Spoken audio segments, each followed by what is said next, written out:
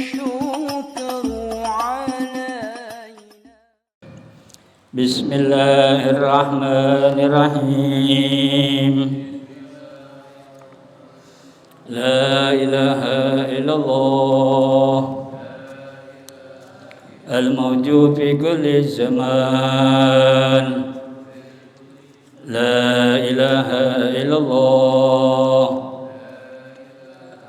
المعبود في كل مكان. لا إله إلا الله المذكور بكل لسان. لا إله إلا الله المعروف بالإحسان. لا إله إلا الله كل يوم هو في شأن. لا إله إلا الله الأمان الأمان من زوال الإيمان ومن فتنة الشيطان.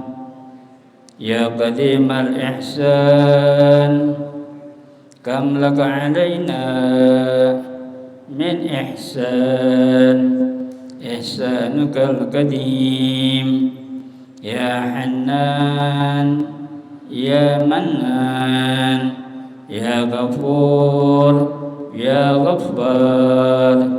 اغفر لنا وارحمنا وأنت خير الراحمين.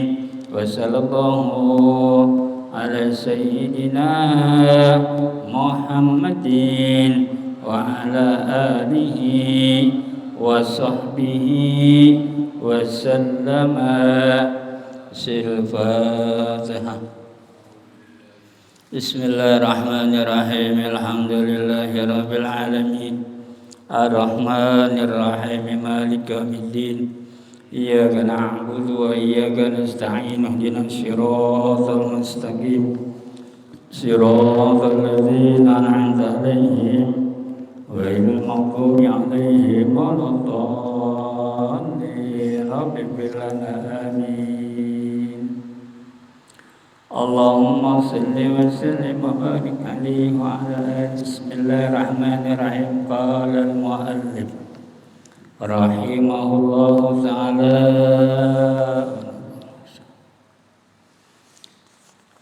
بسم الله الرحمن الرحيم. باب صلاة الجمعة. أي هذا باب صلاة الجمعة. أي هذا bermula atau utawi iki babu sholatil jum'ati. Utawi iki iku bab ing dalam menceritakan sholatil jum'ah, yaitu tentang perkara sholat jum'ah, yang mana sudah kita jelaskan berdasarkan apa yang dibaca pada ayat atau yang tertulis di dalam Al-Quranul Karim. Bismillahirrahmanirrahim. Qala Allah Ta'ala sampun ngedawuh Allah Ta'ala sapa Allah Ta'ala ya ayyuhallazina amanu idza nudiya lis-salati biyaumil jum'ati fas'au ila dzikrillahi wa dzarul bay' zalikum khairul lakum in kuntum ta'lamun. Fa idza qudiyatis salatu fantashiru fil ardi wabtaghu min fadlillahi wadhkurullaha katsiran la'allakum tuflihun. Al-ayat. Sadaqallahul azim wa sadaqa rasuluhu habibunal karim. Wa akhraja lan sampun ngatokaken al-qada'u an ibni Asakir an Abi Abbas radhiyallahu anhu maqala qala Rasulullah sallallahu alaihi wa alihi wasallam al-jum'atu hijjul fuqara Nah, kemarin pada minggu yang lalu kita sudah sampai membacakan tentang perkara babu sholatil jum'ati, tentang bab sholat Jum'ah, yang mana bahwa Jum'ah itu adalah hitungan hari yang memang di antara hari-hari Jum'ah tersebut dalam satu usbu', dalam satu minggu, ada yang kita kenal dengan ahadun, isnainun, atau salasatun, rabi'atun, khamsatun, yang semestinya Jum'ah menjadi sitatun, tapi ini menjadi kata-kata Jum'ah. Yang semestinya Jum'ah itu diucapkan dengan habis khamsatun, samanyatun, khamsas, sitah atau sitatun, ya, ba'da khamsatun, sitatun, kemudian baru sab'atun, khamsatun, khamis, yang kemudian langsung jatuh ke Jum'ah. Berarti Jum'ah ini adalah suatu ketentuan yang Allah berikan dan memang sudah tertera, tertulis di dalam Al-Qur'anul Karim yang disebut dengan fas'au ila zikrillahi wa zarul bai' dzalikum, ya. Sampai-sampai di dalam Al-Qur'an pun di situ dijelaskan dengan gamblang bahwasanya ya ayyuhalladzina amanu idza nudiya lis-sholati min yaumil jum'ati, ya. Ada kata-kata yaum, ada kata-kata Jum'ah. Nah, sehingga bagi kita halayak kaum muslimin terucap dengan kata Jum'ah tersebut, tapi ada keterlibatannya yaum. Kita mengatakan Jum'ah, tapi di dalamnya ada keterlibatan yaum yang disebut dengan yaumul jum'ati atau yaumal jum'ati atau yaumil jum'ati. Kumaha syakul kalam, bagaimana syakul kalamnya? Bisa dhamma, bisa fathah, bisa kasrah, bisa mu, bisa ma, bisa mi. Yaumul, yaumal, yaumil. Nah, tapi dalam ucapan yang disebut dengan Jum'ah yang oleh kebanyakan atas diri kita kaum muslimin dimanapun kita berada, kalau sudah terdengar ucapan kata Jum'ah, maka dengan sendirinya terikut sertakan yaitu kata-kata yaumal Jum'ah. Hari apa? Hari Jumat, ya. Hari apa? Hari Jumat. Nah, sehingga di dalam mengeksekusinya diri kita terhadap Jum'ahnya itu, ya. Sebab datangnya Jum'ah sama dengan beriringan datangnya waktu zuhur. Jadi manakala datang Jum'ah bersamaan dengan datangnya waktu zuhur. Karena adanya Jum'ah diletakkan pada posisi waktu zuhur. Dia tidak diletakkan di waktu asar, dia tidak diletakkan di waktu umpamanya apakah di waktu duha, apakah di waktu maghrib, ya, sekalipun identiknya umum atas kita dimanapun kita kaum muslimin berada, kalau sudah terucap dengan yaumal jum'ah atau malam jum'ah, identiknya kita rame-rame datang setiap ba'da maghrib untuk kumpul bareng, baik di dalam memudawamah dengan iringan baca sholawat atau baca tahlil atau yasinan dan yang sebagainya. Dan itu berkaitan di antara maghribain, ya, antara maghrib ketemu isya. Dan ini sudah menjadi hal yang mulazamah, karena Jum'ah yang dimaksud yaumul Jum'ah itu selalu dikeramatkan oleh kita halayak kaum muslimin dimanapun kita berada, sehingga adanya Jumat menjadi satu harapan besar atas diri kita kaum muslimin dalam bahasa apa yang kita munajatkan, apa yang kita inginkan, apa yang kita mohonkan ke hadirat ilahi Rabbi, senantiasa Allah kabulkan. Dan itu suka menjadi tren. Dalam arti kata tren, di mana datangnya yaumul Jum'ah, itu pemakai sering. Ya bahkan kalau kita diundang ya, Pak Ustadz, bagaimana ini, ada waktu enggak? Kami mau mengadakan tasyakuran. Ya kapan? Malam Jumat besok. Ya kalau bisa jangan malam Jumat dah, malam yang lain. Sebab apa? Kami punya rutinan, kami punya aktivitas, dan memang sudah dikeramatkan tuh ya. Artinya oleh kaitan halayak kaum muslimin itu sudah dikeramatkan, sehingga di mana konsep datangnya Jum'ah selalu menjadi identik bagi kita kaum muslimin, selalu mengadakan satu ritual. Artinya dikhususkan pemakai hari tersebut yang notabene yaum yang melibatkan detik, menit, hari, jam, minggu, bulan dan tahun tersebut, itulah yang disebut dengan kata yaum. Tapi yang menjadi kaidahnya bukan yaumnya, tapi Jum'ahnya itu ya. Yang menjadi sasaran tembaknya itu Jum'ahnya itu. Ya kalau bahasa yaum boleh-boleh saja diletakkan pada Khamis, diletakkan pada Rabu, ada Selasa, ada Senin maupun Ahad, atau kepada Sabtu. Boleh-boleh saja kata-kata yaum diletakkan sekalipun di luar Jum'ah.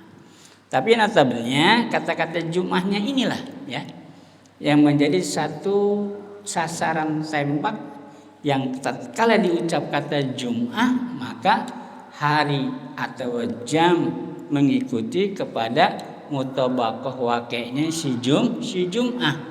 Jadi bukan bahasa kata, bukan Jum'ah yang ikut yaum, bukannya Jum'ah yang mengikuti yaum, tapi yaum yang mengikuti Jum'ah. Nah, karena yaum yang mengikuti Jum'ah, berarti kata-kata Jum'ah ini adalah akhos, suatu sebutan, satu istilah yang memang dijadikan satu ucapan yang memang tertulis di dalam Al-Qur'an. Iza nudiya lis-shalah, iza nudiya lis-shalah mi yaumil Jum'ah tuh. Pada ngemutabaqah waqi'nya itu adalah pada konsep Jum'ah. Karena keterlibatan waktu, maka waktu itulah menjadi maddah. Ya, waktu itu menjadi maddah. Apapun dalam sesuatu yang disebut apapun, maka melibatkan waktu. Tapi dalam kaidahnya bukan Jum'ah yang mengikuti waktu, tapi waktulah yang mengikuti Jum'ah. Nah, sehingga di dalam notaben adanya sebutan Jum'ah, sampai-sampai ada istilah kata orang menyebutnya Haji Akbar. Ini kalau sudah membahasakan Haji Akbar ini, pemerintah Saudi Arabia kewalahan karena bertumpah ruahnya dari segala penjuru, baik dikala orang yang hadir dalam ikut haji maupun di luar wilayah situ, ya kumpul di Arafah. Dan di sini sangat membludak itu orang, jutaan orang ya. Oleh karenanya Jum'ah ini menjadi satu nilai karomah yang dikeramatkan, dan di situ kita mengambil satu nilai kemanfaatan, sehingga dalam keadaan kaidah Jum'ahnya itu furido tuh. Karena ada kata-kata Jum'ah itu, maka furido diwajibkan, difardukan di dalam meletakkan Jum'ah dalam pengertian sholat Jum'ah pada yaitu yang disebut dengan waktu zuhur. Jadi adanya waktu Jum'ah dalam perihal sholat diletakkan di waktu zuhur. Karena kita tahu bahwasanya yang namanya zuhur itu 4 rakaat. Zuhur pekerjaan sholatnya 4 rakaat, asar 4 rakaat, maghrib 3, isya 4 rakaat, subuh 2. Nah sehingga dengan adanya Jum'ah tuh tidak mengurangi tentang kaidahnya si zuhur. Adanya Jum'ah tidak mengurangi dengan kaidahnya zuhur. Zuhur 4 rakaat. Kok Jumat 2 rakaat? Kenapa enggak 4 rakaat? Tuh, ya kan? Kita kan akhirnya mikir nih. Kok zuhur 4 rakaat ya? Jumat kok 2 rakaat? Sedangkan kedudukan zuhur yang 4 rakaat ditempatkannya lah si Jumat di waktu zuhur. Ya ada istilah kata bahasa, berdiri sama tinggi, duduk sama rendah. Kok ini Jumat 2? Tuh ya. Jangan keliru paham. Sebab begini, pada prakteknya kita mengerjakan sholat zuhur yang 4 rakaat. Di antara perjalanan rakaat pertama, di antara perjalanan rakaat kedua, kemudian masuk pada rakaat ketiga, dan juga memasuki pada rakaat keempat. Adakah masing-masing rakaat pertama, kedua, ketiga, keempat memiliki satu konsep yang berubah? Tidak. Dia satu senyawa dalam satu ikatan. Ada sesuatu yang membatalkan pada rakaat pertama, maka batalah rakaat kedua, ketiga, keempat. Jika ada sesuatu yang membatalkan pada diri si musolli, orang yang sholat, jatuh wakilnya pada rakaat kedua, maka sholat zuhurnya seseorang itu pun menjadi batal. Atau adakah sesuatu yang membuat pada rakaat ketiga sesuatu yang membatalkan? Itu pun membatalkan pada rakaat pertama, kedua, dan juga yang ketiga dan keempat. Atau yang terakhir, kan udah mendekati finish tuh, ya sudah mendekati garis finish. Kalau baca kata orang, wah sebentar lagi nyampe nih. Andai kata dia balap lari, bentar lagi nyampe nih. Atau lomba renang, bentar lagi dia finish nyampe. Nah ini udah mendekati garis finish, garis akhir. Di dalam pekerjaan sholat zuhur sudah mendekati akhir, ada sesuatu yang membatalkan. Ada sesuatu yang membatalkan di rakaat keempatnya atau rakaat terakhir. Maka semua pekerjaan rakaat ke-1, ke-2, ke-3, bahkan yang keempat itu pun menjadi batal. Nah sekarang kita beralih nih, masuk kepada kaidah Jum'ah. Yang namanya Jum'ah yang dikerjakan di waktu zuhur, yang zuhur itu tidak lepas dengan waktu yang namanya disebut waktu sholat zuhur. Kata-kata waktunya itu disebut yaum, tapi membahasakannya waktu. Pada hari, baik itu hari apa saja masuk zuhur, maka disebutnya waktu zuhur. Termasuk ketika datangnya di hari Jum'ah. Karena itu di waktu zuhur, maka Jum'ah pun ditegakkan. Nah, ketika orang menegakkan sholat Jum'ah tuh, kan muadzin berbalik ya, setelah dia azan, kemudian kita semua melakukan sholat sunnah, ya, sholat sunnah qobliyah, kemudian katakanlah muadzin mengangkat seorang khatib, wa iza khatabal khatibu alal mimbar tuh. Cuman kan kadang-kadang kita nggak dibaca ya. Yang semestinya itu diadain itu ya. Muazin mengangkat seorang khatib untuk naik ke atas mimbar.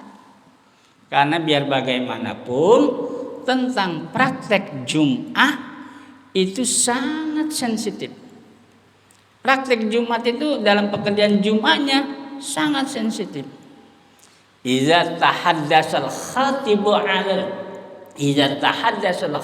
alal mimbar, di mana ketika sang khatib tuh ya membicarakan atau tahaddasa menjelaskan, memaparkan dalam khutbahnya faman laga, ya.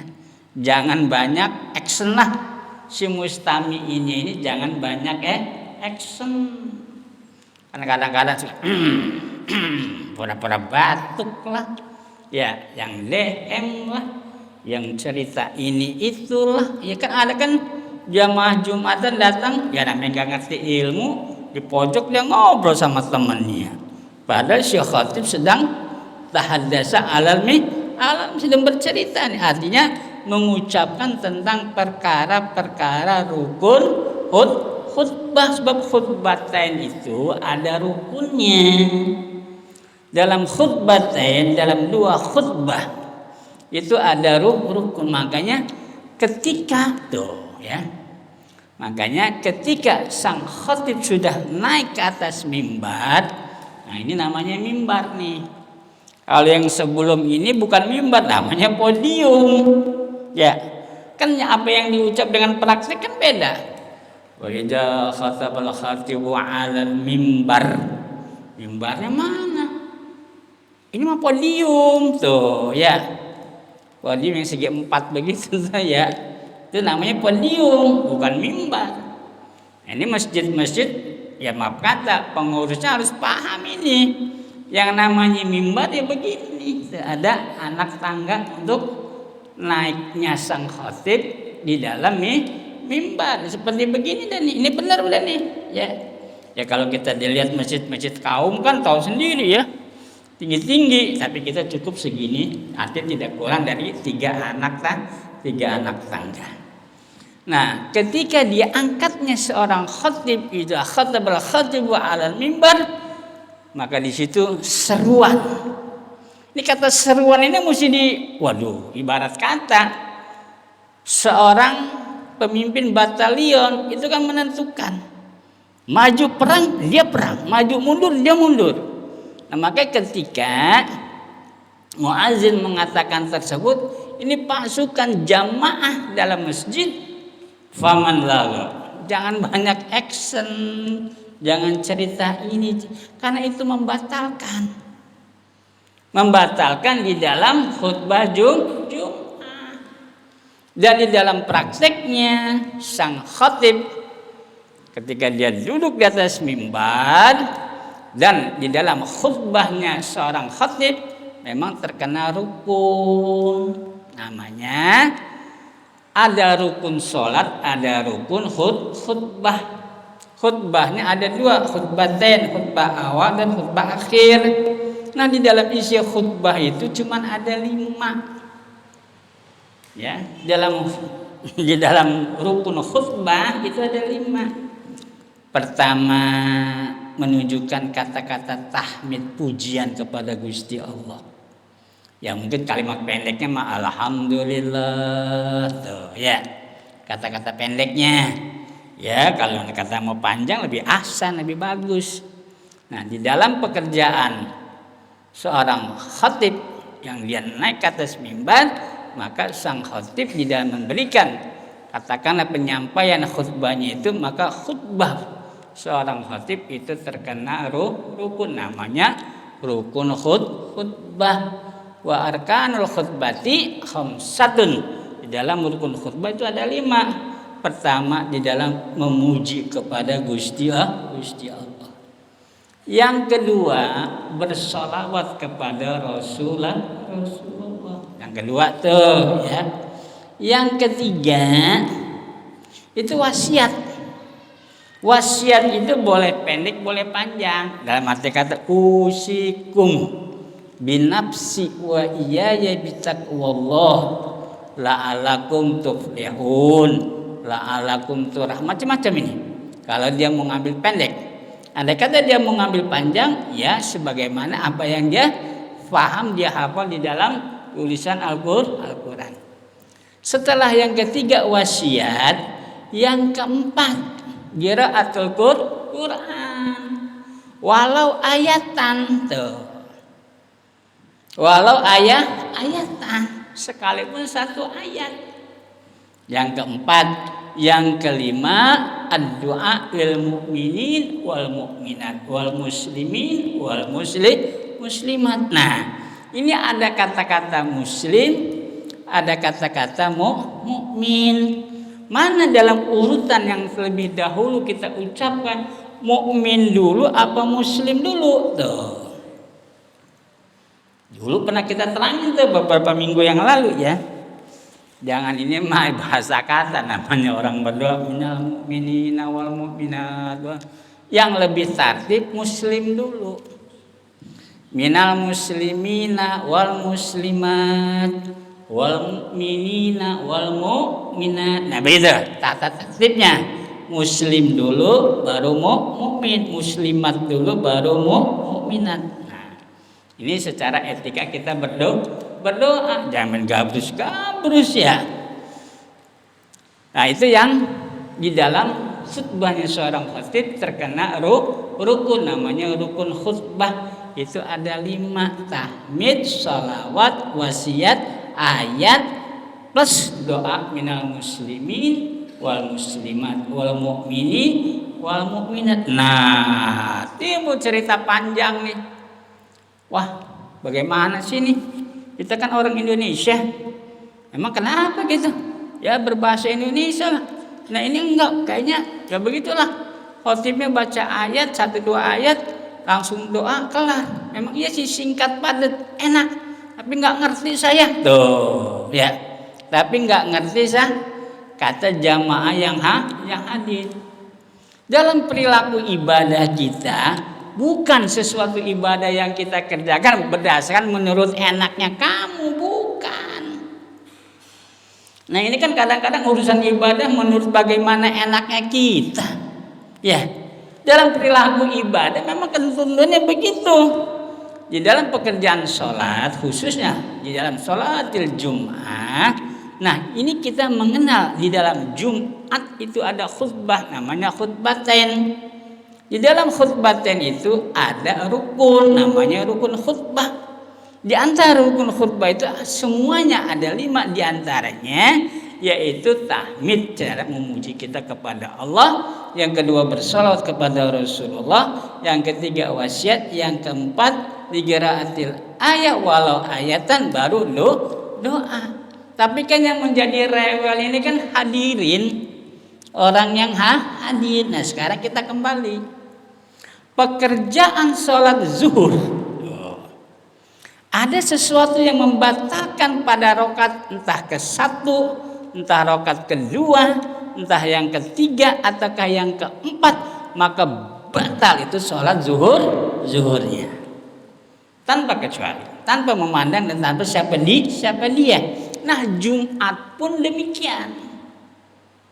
Jumat pun 2 rakaat dalam pekerjaan sholatnya, tapi di situ ada 2 di dalam nilai khutbah. 2 pekerjaan sholat dengan 2 khutbah itu menjadi 4 pekerjaan di dalam Jum'ah. Ada sesuatu yang membatalkan pada khutbahnya, batal Jumatnya. Ajib ini ya. Kita melihat pekerjaan zuhur 4 rakaat. Ada sesuatu yang membatalkan, entah di rakaat yang keberapa, batal pekerjaan zuhurnya. 1. Kita melihat perkara Jum'ah, yang Jum'ah itu dikerjakan dalam sholatnya 2 rakaat, betul. Tetapi di situ ada rukun di dalam khutbah, namanya rukun khutbah. Manakala manakala ada yang membatalkan dalam khutbah Jum'ah tersebut, maka batal Jum'ahnya. Maka di sini ada peranan yang disebut i'adatul Jum'ati, i'adah tentang perkara sholat Jum'ah. Nah, karena perkara i'adatul Jum'ah tidak kaprah, tidak umum bagi kita, akhirnya kita ibadah sholat nyelonong boy, lewat begitu aja. Makanya perkara sholat Jumat ini pelik ini ya. Sebagian yang hadir kepengennya khotib itu gamblang. Ya memang kita pernah meraktikin juga saudara-saudara, mudah-mudahan bagaimana begini begitu umpama nih. Padahal ketentuannya itu nggak boleh. Ketentuannya nggak boleh. Karena perkara ibadah ini bukan seenak maunya kita yang hadir, bukan. Jadi kita bukan ngikutin atau pekerjaan ibadah itu ngikutin kita, bukan. Kitanya ngikutin perilaku petunjuk ibadah. Kitanya yang ikut, ya, kitanya yang ikut sebagaimana mayit, bagaimana kata yang hidup, sebagaimana mayit, bagaimana kata yang hidup. Ya kalau si mayatnya dibopong, ya dibopong. Jadi bukan perkara Jumatan itu kepengen kita, pengen selera hadirin pada pelaku sholat Jumat, kita yang ikut kaidah ketentuan Jum'ah. Makanya perkara Jum'ah ini pelik ini. Kalau umpama disensor, disortir, lah ini batal semua ini urusan ini, ya. Batal semua, enggak masjid yang di sana, enggak masjid yang di sono. Bahkan di mana kita, karena kita enggak ngerti tentang kaidah kedudukan Jum'ahnya, ala bahasa katalah, mudah-mudahan Allah terima ibadah kita. Ya namanya harapan kosong, ya boleh-boleh aja. Karena harapan kosong boleh-boleh aja. Makanya sedikit sesuatu yang keliru dalam agama itu membatalkan itu. Jadi urusan Jum'ah bukan sesuai apa adanya Jum'ah, sesuai kita kebanyakan masyarakat yang ada, bukan. Justru masyarakat yang banyak ini ngikutin ketentuan persyaratan tentang kedudukan Jum'ah. Tadi kan sudah digambarkan dalam pekerjaan zuhur yang 4 rakaat, satu ada yang batal pada rukun atau sesuatu yang membatalkan pada rakaat, maka batal semuanya. Ya. Nah demikian pun dengan Jum'ah. Sekalipun Jumat itu dikerjakan 2 rakaat, tapi di situ ada khutbatain. Manakala dalam khutbahnya itu ada yang membatalkan. Kan tadi udah diwasiat dan diomong. Iza tahaddasal khatibu 'alal mimbar. Ketika seorang khatib tengah berbicara di atas mimbar, maka kita diomong ansit, ya, wa asmi, dengarkan dan diam. Tuh, itu menjadi syarat mutlak itu. Ya, wasma wa ansit, dengarkan dan diam kamu. Lah, ini enggak. Lu kemana aja lu? Kemarin lu nggak kerja lu, buat nyariin lu. Padahal dia ngobrol di pojok sih. Khotib lagi asik mengutarakan tentang itu menjadi batal itu. Contoh kalau istilah kata gambar nih, hal sesuatu yang kita gambarkan, warna putih polos boleh, warna kuning cerah boleh, apa aja tapi dia polos.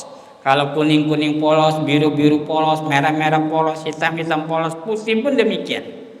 Tiba-tiba ada satu noda kecil melekat di warna yang tadi tuh. Yang diomong apa tuh? Kan si maneknya itu tuh. Kalau noda ya nodanya lah. Warnanya indah, sayang tuh. Nah sayangnya ini yang membatalkan. Sayang tuh. Si sayangnya ini yang membatalkan. Nah Jumat pun demikian. Wa iza tahaddatsul khatib 'alal minbar faqad laga. Wa man laga tuh. Wa ansit wa asmi, kamu diam. Ini menjadi ketentuan persyaratan untuk tegaknya satu khutbah, perjalanan khutbah. Tiba-tiba yang di sana ngobrol. Akhirnya apa kan berisik kan nih? Yang di sebelahnya tuh. Yang di sebelah kan teriak. Tuh. Ini gerak apa yang terjadi di sana itu membatalkan. Tiba-tiba tahu kan keroprak, ya, kotak duit, ya, khotib lagi khutbah, kotak duit keliling, itu pun membatalkan itu. Jadi ya kalau bahasa kata nih, persiapan untuk menegakkan Jum'ah dengan khutbahnya. Sebab sebelum melakukan sholat Jum'ah, kita menegakkan khutbahnya dulu. Nah ini merupakan satu ikatan, satu kesatuan. Sama halnya dalam pekerjaan sholat zuhur. Antara pekerjaan zuhur rakaat pertama dengan rakaat terakhir, itu merupakan satu kesatuan yang tidak bisa dipisahkan. Dia sampai rakaat ketiga, keempat nggak apa-apa, bebas, nggak bisa. Dia merupakan satu kesatuan yang utuh. Awalu muftatahatun bitakbir wa akhiruha muftatamatun bitaslim bisyara'itil maksusah. Dengan ketentuan yang sudah ditetapkan di dalam hukum syara sampai tuh. Indal fuqaha nih. Lah kita mau bacaan. Ya. Itu juga membatalkan itu. Makanya isyarah ketika ada sesuatu yang membuat kita gatal, entah di muka, entah di mana, itu kan ada petunjuknya, ya. Nggak bisa selanang-selonong. Memang benar sih badan-badan lu, tangan-tangan lu, gua mau kegaruk begini begitu ya boleh-boleh aja. Kata nafsu tuh. Kata nafsu. Tapi dalam prakteknya nggak boleh, justru membatalkan.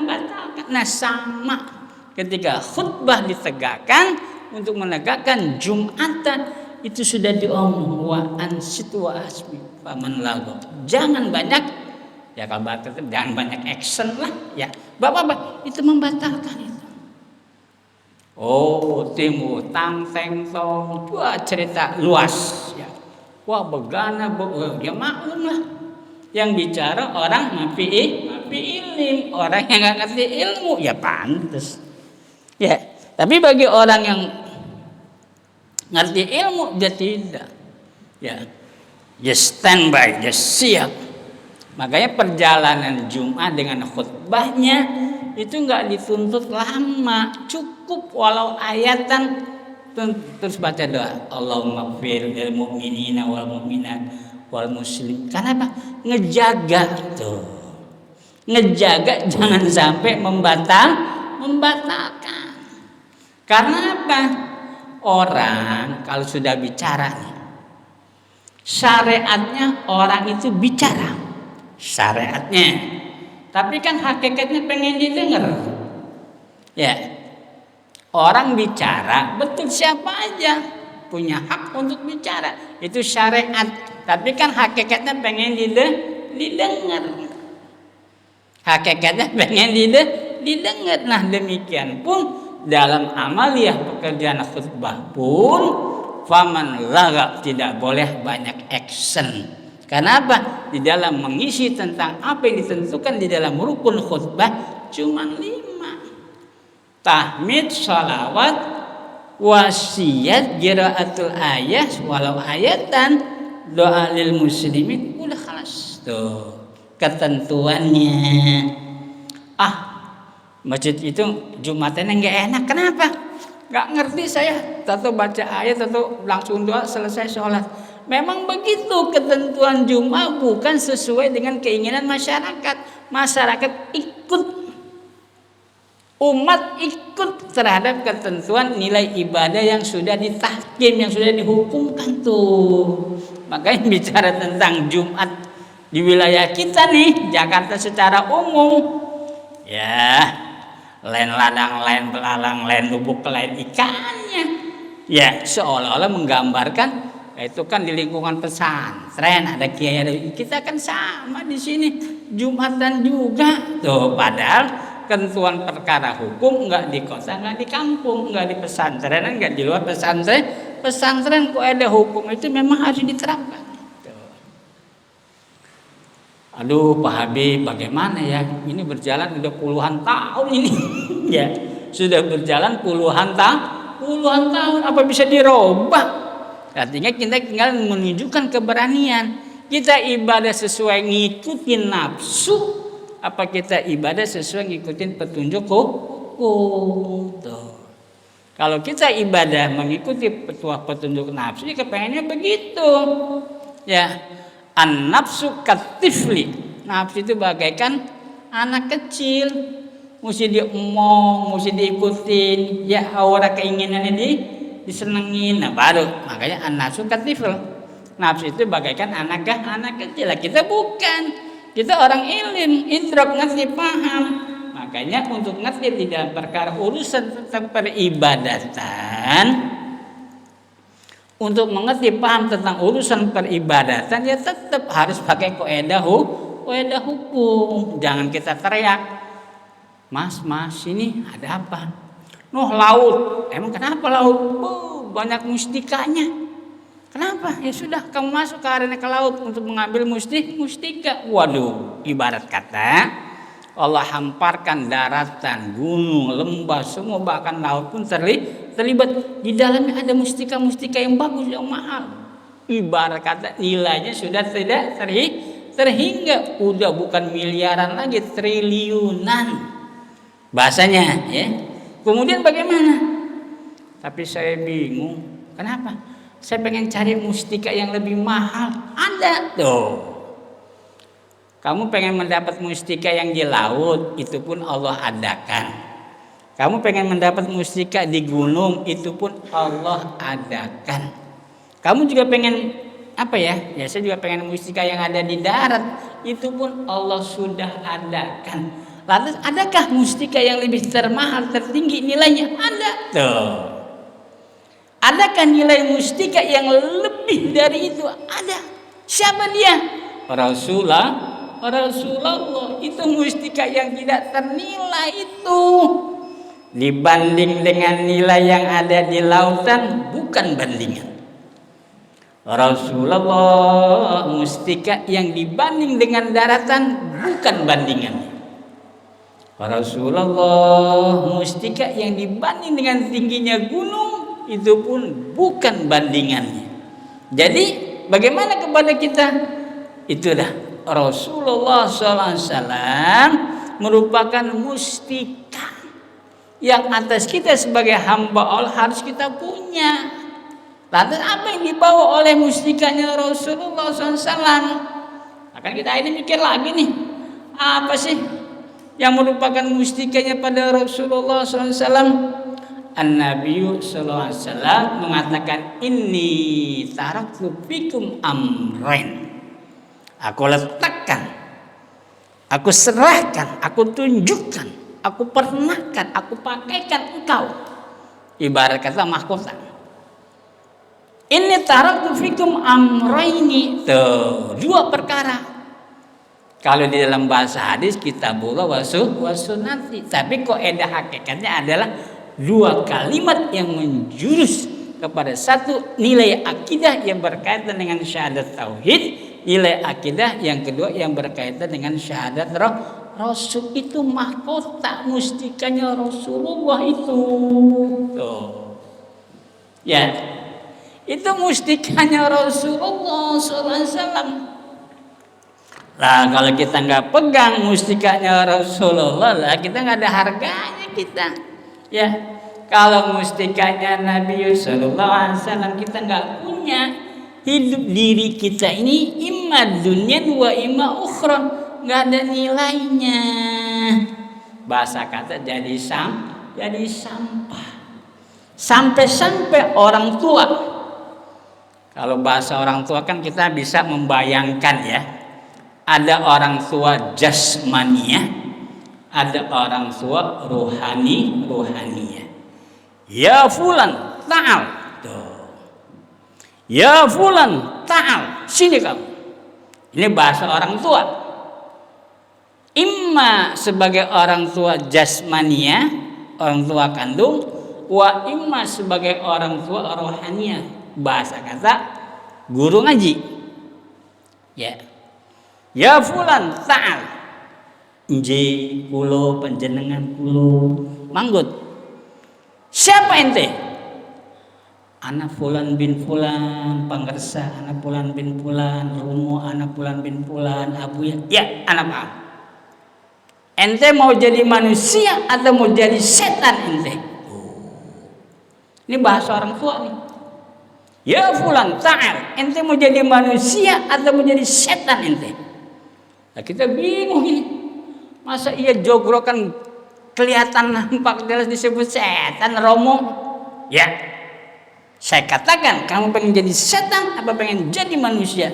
Ya kita pengen ngejawabnya pasti, saya pengen jadi manusia, Romo. Saya pengen jadi manusia, Abah.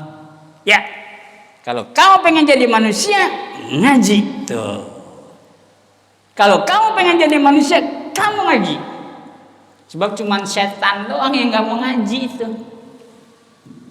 Mau ke darat kek, mau ke laut kek, mau ke gunung kek, mau kemana aja yang namanya setan gak mau ngaji. Aneh bin ajaib ini, wujud-wujud manusia, tapi gak mau ngaji. Apa gak berbalik kata itu kalimat? Apa gak berbalik kata itu kalimat? Kan ngehantem itu kalimat. Oh, jawabannya kalau kamu pengen dipernahkan sebagai manusia, kamu ngaji. Kamu ngaji. Kalau kamu nggak ngaji, nah itulah dipernahkannya tidak ada judulnya setan ngaji. Tuh. Sampai sejauh itu, ya, ngeisbatnya orang tua kepada anak, baik anak kandung maupun anak didik, tinggal kita nazar. Tinggal kitanya nazar. Masa iya tuh ya. Jangan kita sampai salah nyebut. Contoh begini. Emak bapak suami istri yang sah di dalam pernikahan sampai dikatakan ya Abdullah, ya fulan bin fulan, zawajtuka wa ankahtuka mahtubataka alayya binti Sarmena Camplang bil mahar kaza wa kaza kaza wa kaza nakdan gabiltu tazwijaha wa nikah bil mahril mazkur. Wah, ikhwan yang hadir, barakallahu alaika wa alaikum wa jama'a bainakum bil khair. Wah, doa masuk nih. Kanan kiri doa masuk dan lain sebagainya. Jol setahun ke depan punya anak ABC dah ya. Anaknya 2 atau lebih dari 2, tapi jenisnya 2. Jenis laki-laki yang disebut rajulun, jenis perempuan yang disebut imro'atun atau zakarun wa unsa. Itu untuk menisbatkan 2 jenis. Tiba-tiba meninggal dunia nih. Entah anak lelaki ataukah anak perempuan. Kullu nafsin za'iqatul maut, meninggal. Ya khair, ahlan wa sahlan. Kita terima. Kenapa? Sudah menjadi takdirnya. Ya khair. Lantas kan ngeriung nih kita nih. Kita ngeriung. Nah, ketika ngeriung, kata tetangga atau jamaah, siapa yang meninggal? Itu anaknya si fulan, laki perempuan, lelaki. Nah, giliran Fatihah Al-Fatihah, katakanlah nama anaknya Ali. Al-Fatihah khususan Ali bin Umar, bapaknya namanya Umar. Yang giliran si perempuannya masih hidup, selang berapa tahun kemudian perempuannya meninggal juga, namanya adalah Aminah. Khususan ila ruhiyah, tuh Aminah.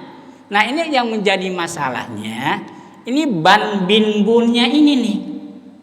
Yang menjadi masalahnya adalah ban bin bun. Kebanyakan kita, kebanyakan nih masyarakat kita, kalau anak lelaki ilar ruh kepada bapaknya ilar ruhi fulan bin fulan. Kalau dia anak perempuan ila ruhiyati fulana. Kalau dia ke bapaknya disebutnya binti fulan. Ya. Itu kan ini udah ngeborok itu. Anak laki-laki ke bapak bin, anak perempuan ke bapak binti. Kata emaknya teriak, enak aja lo, gue yang ngelahirin, gue yang mules, gue yang pusing. Kok giliran dibawa, bapaknya gue nggak dibawa, ada apa ini tuh? Ya, jadi anak mau anak laki mau anak perempuan, mau jumlahnya 1 atau lebih, ketika tidak ada umur pengen dihadiahkan, kirim doa, kirim arwah, kirim fatihah dah. Masyarakat kita ngedengerin kan begitu. Maka yang dilibatkan ya emak bapak. Ya. Kalau yang dilibatkan cuman bapaknya doang kan emaknya nyenggol. Enak aja loh bapaknya yang disebutin, gue yang ngelahirin, gue yang hamil, gue yang pusing, gue yang ngeden tuh. Ya, kata si emak nih. Gue yang capek, ya bawa drum band kesana kemari, gue ada musim hujan, gue macam-macam. Akhirnya apa? Lantas bagaimana dong? Giliran anak terserah mau laki mau perempuan. Giliran anak mau lelaki mau perempuan. Meninggal dunia kirim arwahnya disebut namanya ila ruhi fulan. Kalau dia lelaki, kalau dia perempuan ila ruhiyati fulana. Siapa dan namanya ya? Ke bapaknya itu adalah bin, kalau ke ibunya adalah binti. Jadi kata bin itu nisbat ke bapak. Kata binti nisbatnya ke ibu. Caranya begitu. Nah ini enggak anak perempuan binti, tapi yang disebut bapaknya. Jadi kata-kata binti itu bukan ngerujuk kepada si jenis anak, bukan. Karena yang kita pajang, yang kita pakai, yang kita pernahkan kan si bapak. Masa iya bapak yang ngelahirin? Enggak bisa. Ada ibunya yang melahirkan, menggunakan koedanya kata-kata binti. Secara praktek dah ya, umum Al-Fatihah khususon ila ruhi umpamanya Anwar binti Anwar ila ruhi Anwar bin Ali. Ya, berarti kan bin Ali ini disebut bapaknya. Ya, bin Ali-nya kan bapak, nama bapak dia Ali bin Ali. Nah, sekarang berubah. Zainab ila ruhiyati Zainab. Tinggal pilih nih. Kamu mau ngegeser ke bapak pakainya bin. Kalau kamu pengen ngegeser ke ibunya pakainya binti. Ya. Kalau ke bapak disebutnya bin, kalau ke ibu disebutnya binti. Nah ini enggak, anak perempuan ila ruhiyati umpamanya Zainab binti Ali. Seolah-olah kalimat binti itu mengarah kepada jenis anak perempuan. Nah kata emaknya, enak aja loh, gue yang capek ngelahirin, gue yang capek ngandung. Nah bapak lu melulu yang lu bawa tuh, ya. Bapak lu melulu yang lu bawa, gue kagak. Nah oleh karena itu menegaskan siapapun dari anak tersebut jenisnya laki ataukah perempuan, ketika kirim doa maka dari anak-anaknya tersebut bebas mau laki mau perempuan, disandarkan kepada nama bapak disebutnya bin, disandarkan kepada ibu namanya binti. Jadi kita nggak salah, sedikit salah di dalam syariat jadi masalah itu. Dalam syariat sedikit salah jadi masalah. Secara nilai syariah syariatnya doang, apalagi di dalam kandungan nilai hakikat. Masya Allah. Kan kadang-kadang kita begini nih. Ya maklumlah. Kenapa? Semua ada di dalam genggaman Allah. Nah lo, itu kalimat seakan-akan benar. Seakan-akan siapapun yang kita ajak omong itu adalah dianggapnya padahal itu Masya Allah. Ngerubah makna bisa menjadi musyrik. Coba hayalan kita, gambaran kita menyebut kata genggam apa enggak begini? Semua ada dalam genggaman Allah.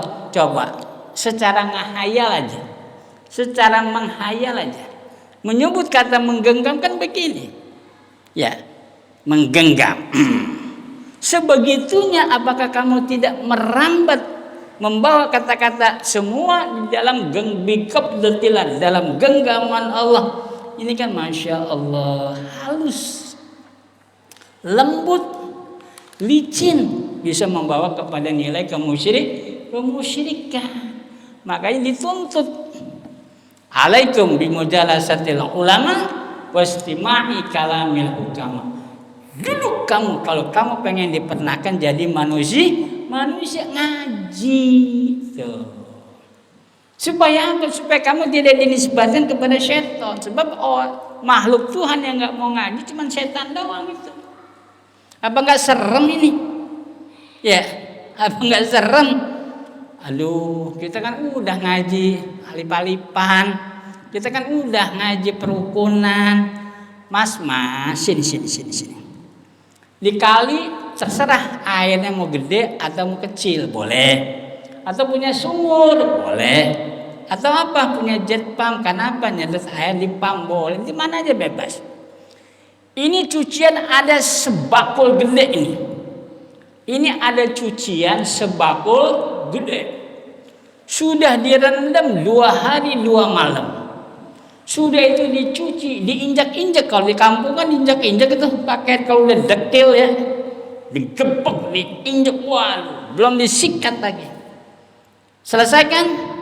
Udah direndam 2 hari, disikat sampai diinjak-injak itu pakaian karena dekilnya. Akhirnya apa? Satu waktu entah kata si emak karena nyuruh anak atau suami karena nyuruh istri, Neng, ya mak, ada apa mak? Itu cucian udah direndam, udah mak 2 hari pakai rinso, pakai bag habis sudah mak. Tapi udah disikat, udah dicuci rapi, udah mak. Tinggal satu yang belum tuh. Emang kenapa sih mak rewel banget? Sini neng. Betul nggak salah itu pakaian udah direndam 2 hari.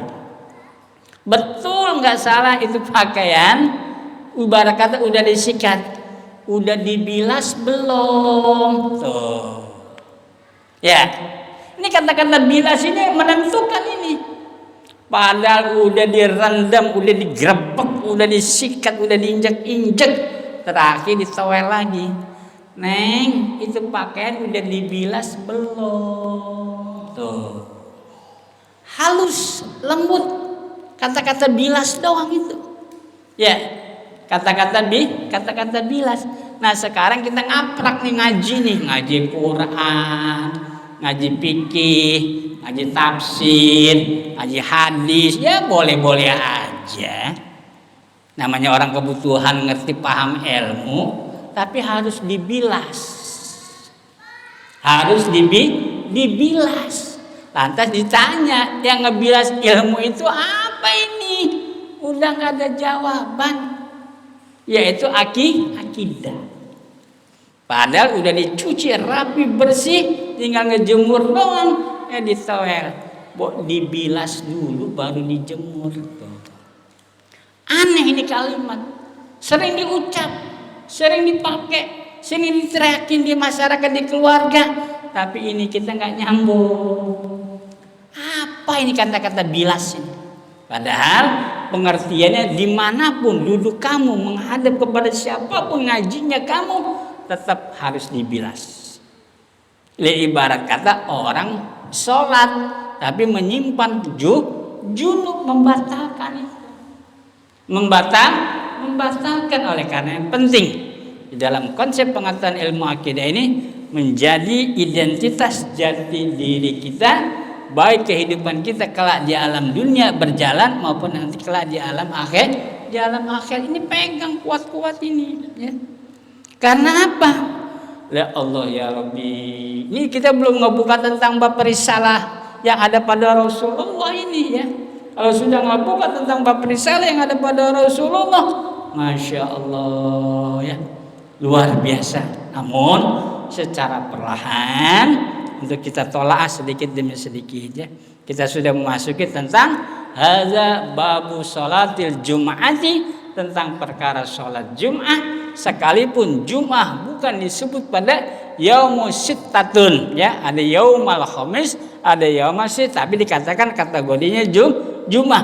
Dalam notaben Jum'ah ada yaum, ada Jum'ah. Tapi di sini bukan Jum'ah mengikuti yaum, tapi yaum mengikuti Jum'ah. didudukannya Jumat setara pada waktu, yaitu waktu zuhur. Tapi manakala ketika kita menegakkan zuhur, salah satu rukun pekerjaan atau di dalam pekerjaan sholat zuhur yang 4 rakaat ada yang membatalkan, maka batal semua. Nah, Jum'ah pun demikian.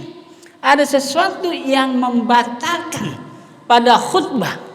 Sebab kekhusyuan di dalam Jum'ah, kita lebih asik dengan sholat Jum'ahnya. Khutbahnya kita cuek.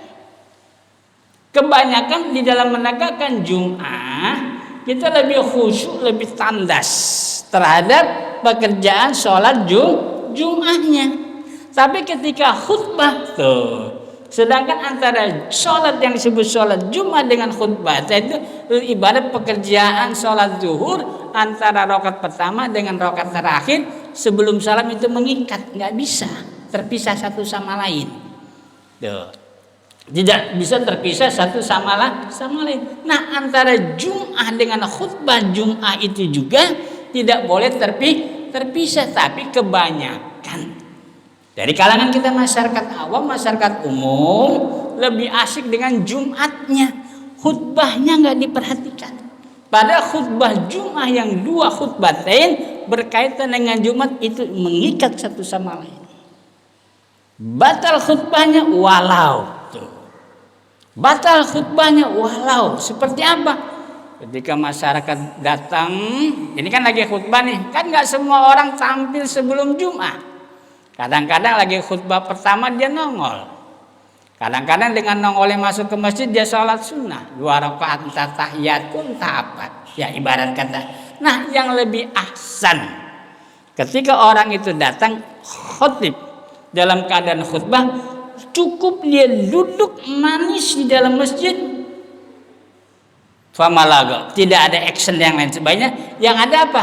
Dia memuji kepada Allah dengan membaca subhanallah, alhamdulillah, wa la ilaha illallah, wallahu akbar, atau dia membaca suratul Ikhlas. Dalam keadaan takarub diri kita kepada Allah, di dalam ucapan kalimat-kalimat yang mulia, itu 2 pantarannya. 1 kalimat subhanallah, alhamdulillah, wa la ilaha illallah, wallahu akbar, atau kembali di qiraatul Quran pada surah Al-Ikhlas. Contoh hataman Quran.